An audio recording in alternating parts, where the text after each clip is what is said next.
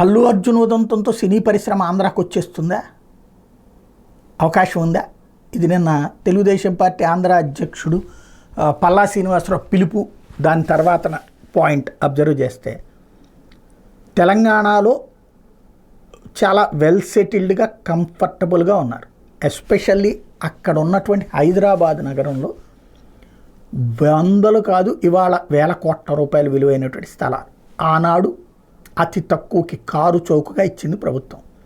దాన్ని వాళ్ళ దగ్గర అట్టిపెట్టుకున్నారు. అవి ఇవాళ వాళ్ళకి ఒక దాన్ని ఏమంటారు, బంగారు బాతులు అవి ఉండగా యువతలకు వస్తారా?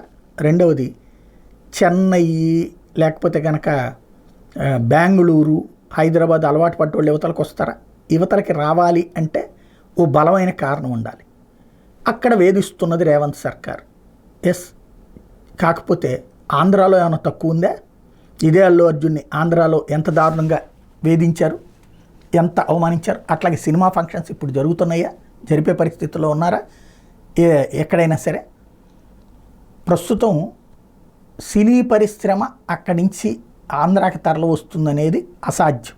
అయితే అట్లాంటి ప్రయత్నం చేసింది జగను.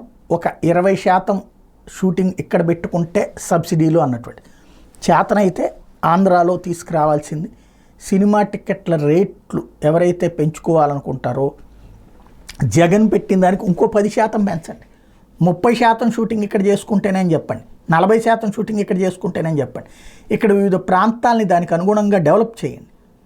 ఆటోమేటిక్గా ఇక్కడ పల్లె ప్రాంతాలు పనికొస్తుంటాయి, పట్టణ ప్రాంతాలు పనికొస్తుంటాయి, వైజాగ్ లాంటివి పనికొస్తుంటాయి, ఊటీ లాంటివి పనికొస్తుంటాయి.